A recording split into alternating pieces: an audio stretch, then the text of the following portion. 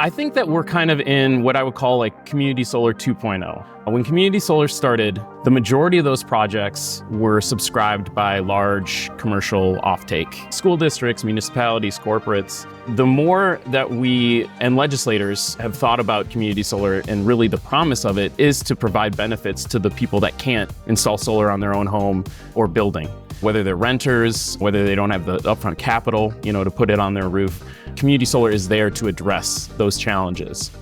As we talked about many times, community solar, the fourth vertical of the solar industry, is very much on the rise. It is the soup du jour of developer attention these days, as it were. And then it's no surprise because it turns out it is a very equitable way to build solar. And it actually is one of the most profitable sectors where you could build solar. I'm Nico Johnson, your host here at the Suncast Media Zone. My job is to help you find answers to your burning questions. And today you're going to have everything you wanted to know about LMI, low to moderate income community solar, in 15 minutes.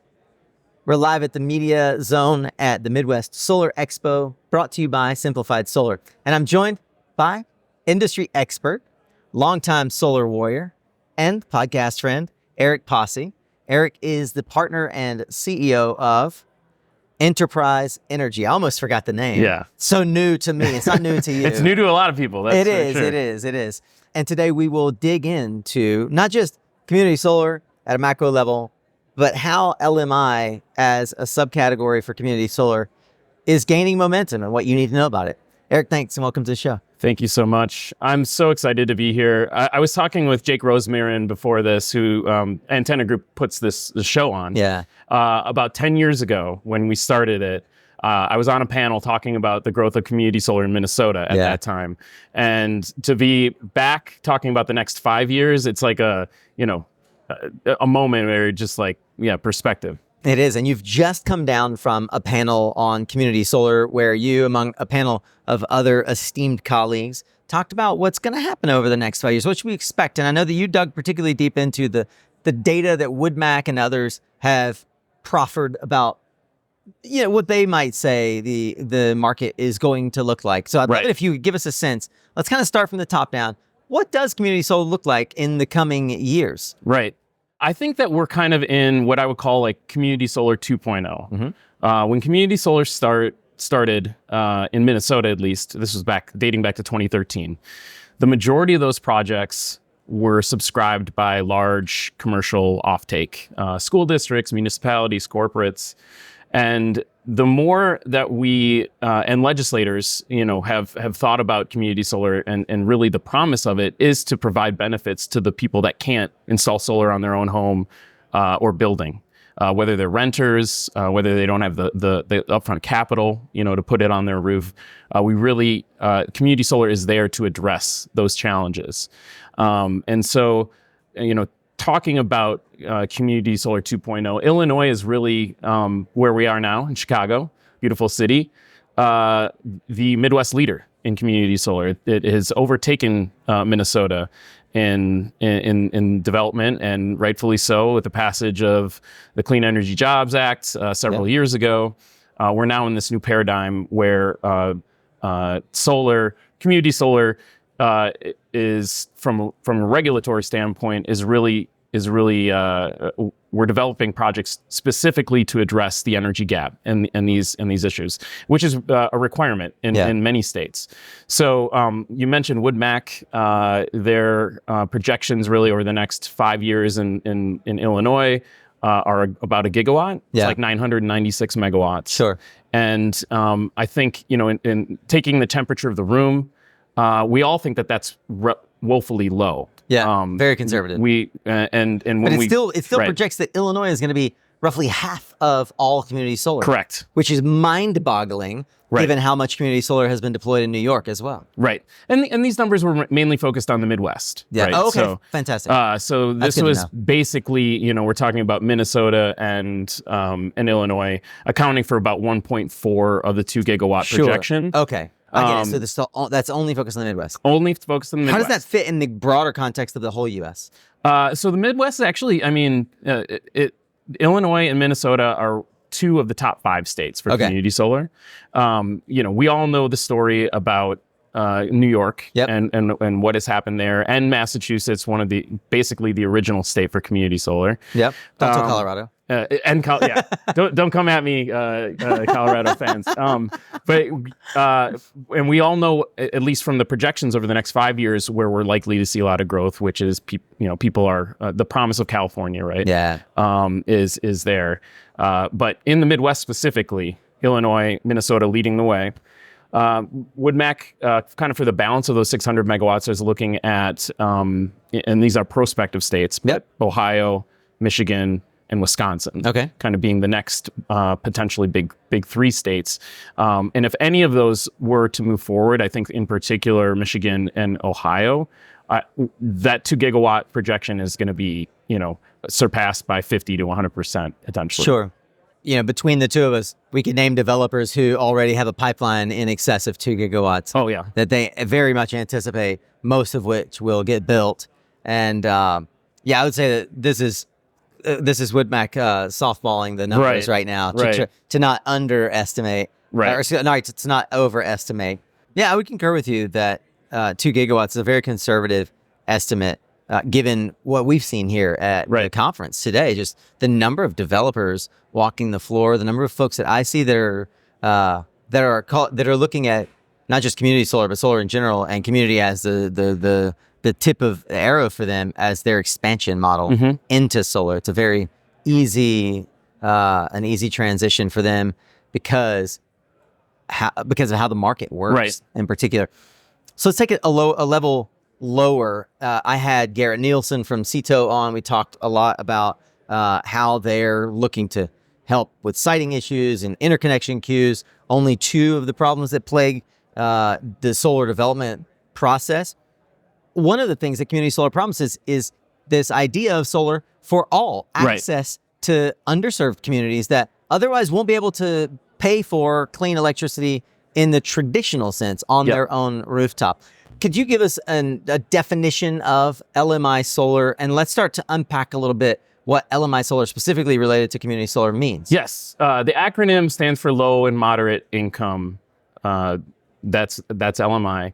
Is there a bracket for what LMI means in real terms? There are. So and the definition varies. However, I always think about Minnesota. I'm from Minnesota. And I think about our law, which is 100 and actually I think it's 180% of area median income. Okay. So that is kind of the soft definition, and it could be 200%, it could be 150%. Yeah.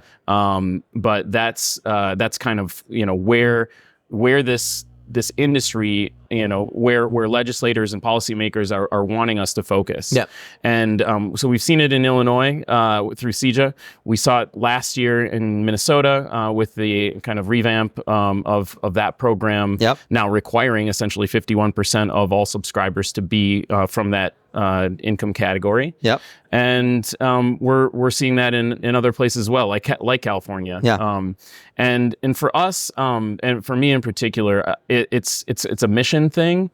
I came from a disadvantaged background, single mom, inner city, and I know what this industry has done for me, and I'm passionate, obviously, about climate. That's we all have to be aware of it, but from a personal standpoint, I'm also motivated by creating opportunities. And the other aspect to it, and we're seeing it in Illinois for sure, is workforce development. Yeah. And that's a big piece of the puzzle. And so when we're talking about equity eligible contractors, or we're talking about the apprenticeship programs that have been set up here, cumbersome as they may be for developers or operators to navigate, it's important, right? Because we're thinking about lifting these communities up, and it's part of, a myriad of efforts. We talked about Inflation Reduction Act on the panel, and Justice 40 being a pillar of that legislation,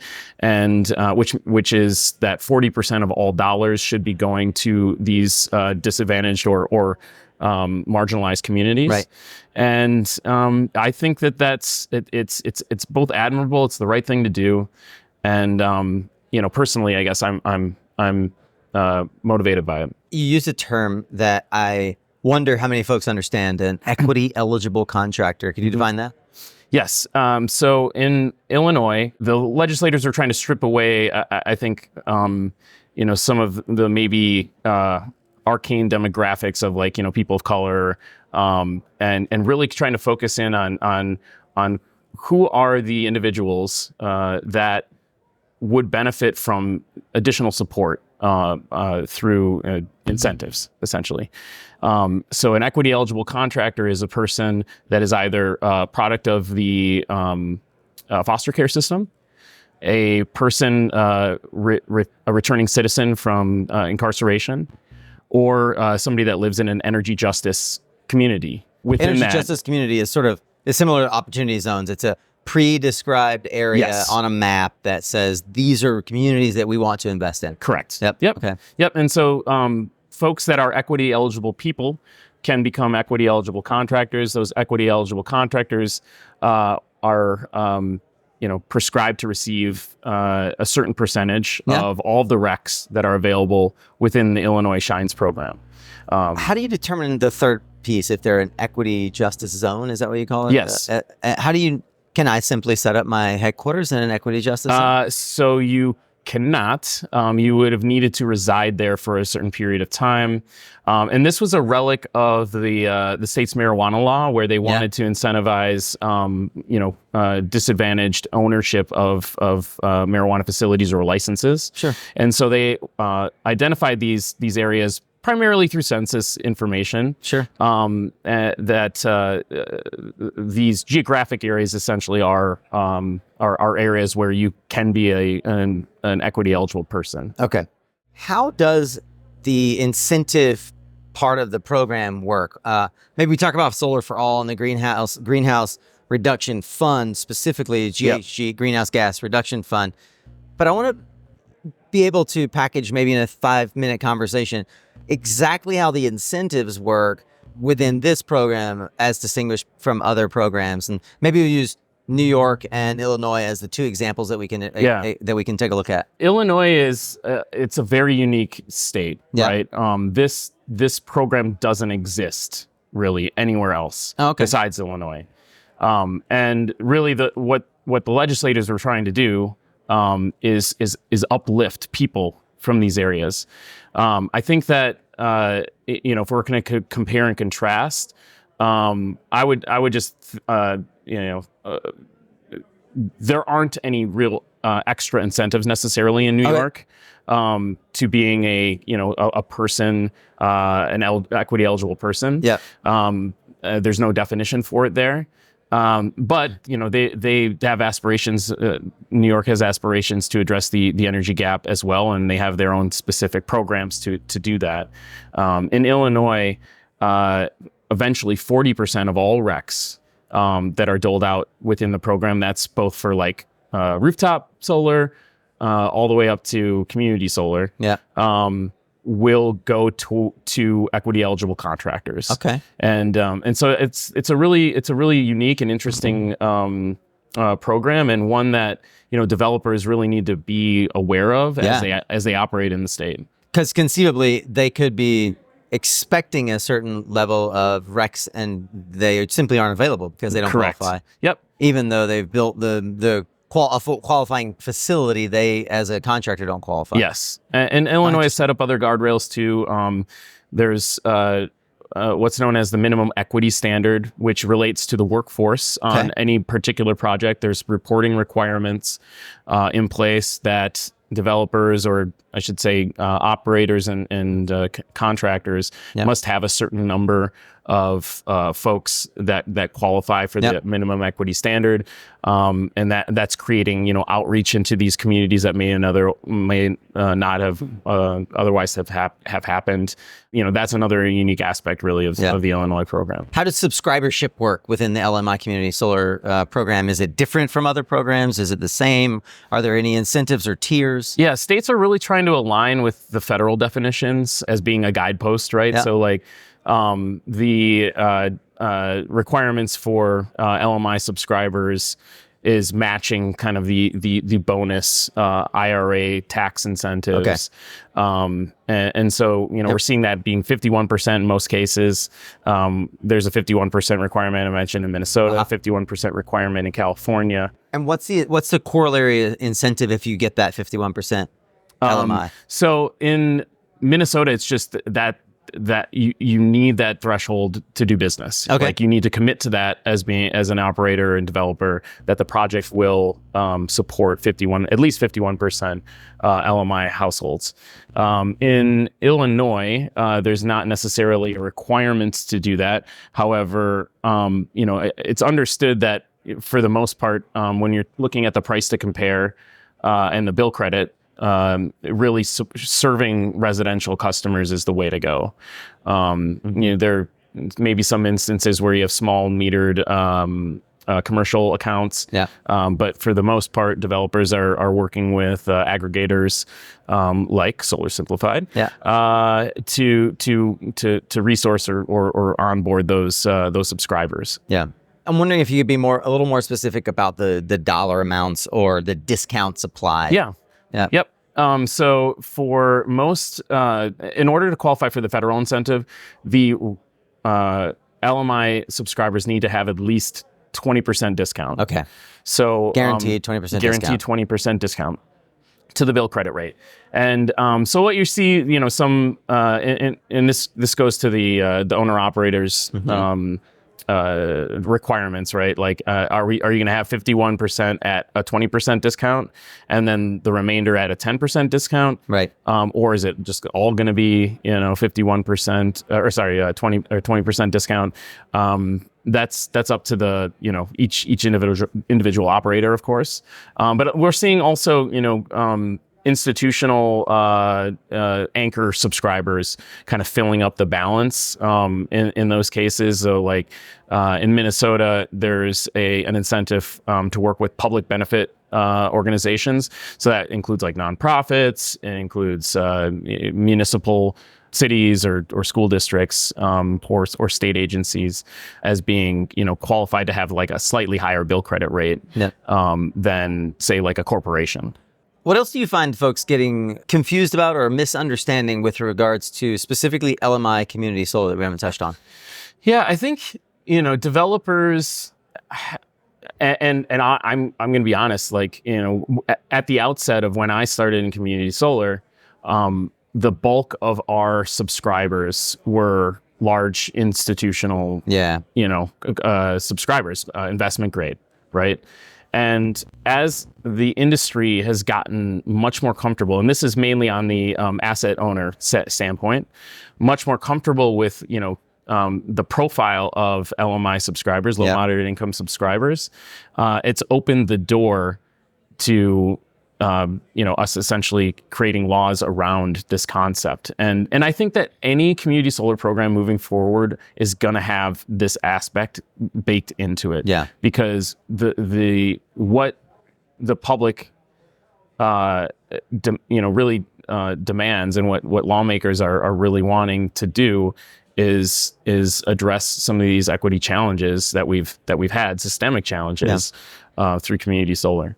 I guess finally, one of the things that I would love to hear more about is the team that comprises Enterprise Energy has made a very specific and concerted effort towards LMI community solar as the thrust of the business model, effectively. Totally. For your venture. It's a well-heeled team, many of whom have been in community solar for years through new energy equity and other ventures. Why this specific niche, this specific vertical, as opposed to the myriad of ways that you could refocus your efforts in your new career? So I mentioned the passion behind it, right? Yeah. That's obviously a driving force, but we also really know what we're doing in this space. And when you kind of think about concentric circles of like what the world needs, what you're good at, what you can get paid for, like it's right there in the middle. Yeah. And I think that moving into the future, we're all kind of going to be required to do it. But where I think, where enterprise is going is really what's the step beyond that. Yeah. Whether it's like building integrated community solar and on affordable housing, or like what is the next step that we can iterate on and innovate on that improves the world a fraction of an amount. And that's what I'm really excited about in this next chapter. I'm so glad that you had me on to talk about this and give me a platform. You'll be hearing a lot more about us in the coming years. Well, you used the word chapter, so it reminded me that once upon a time I formed a chapter of a book that you wrote, Clean Wave. In my opinion, the best primer for folks that are just trying to figure out where they might fit in this clean energy transition. Yes. Is there any news of a potential update to Clean Wave? I have been working with a publisher on Clean Wave 2.0. So it's a working working name. Yeah. But the motivation behind that book really was, I'd had so many people reaching out. I'm sure you do too. Way more people reaching out, asking about like the industry, right? Like where do I start? I refer them to you. Right. Where do I start? I made this resource, and much thanks to Suncast over the years, right? I mean, having that wealth of just like information and background from people, and I drew inspiration from that. And so this next phase really is about what does the landscape look like in a post-IRA world? Yep. We're here. That it's a huge paradigm shift. It's a good opportunity to kind of refresh things. The book was published in 2020. I think maybe a 5-year, kind of refresh is about right. That would be fantastic. Well, if you are on the bubble, you're trying to figure out what to do with your career, I happen to have about a dozen CleanWave 1.0 books in my office. Email us, events@suncast.me. I will send you a signed copy, events@suncast.me, if you'd like to get your hands on CleanWave 1.0, what I consider to be the primary resource for folks that are trying to figure out where to get your feet wet in the clean energy revolution. And hopefully today, in the last 15 to 20 minutes, we've helped clarify for you what the LMI community solar business is all about. Eric, if folks are so inclined, they want to learn more about how they can partner with you or learn more about your business, how should they reach out? LinkedIn is best. /Eric Pasi, all one word, ERICPASI. Cleanwavebook.com. Yes. You can check out the book there, and then our company is enterpriseenergy.com. Fantastic. It was great to have you here, and it was great to have you join us once more for a conversation at the Suncast Media Zone, provided by Solar Simplified here at the Midwest Solar Expo. Hope that you'll tune in again in a future conversation.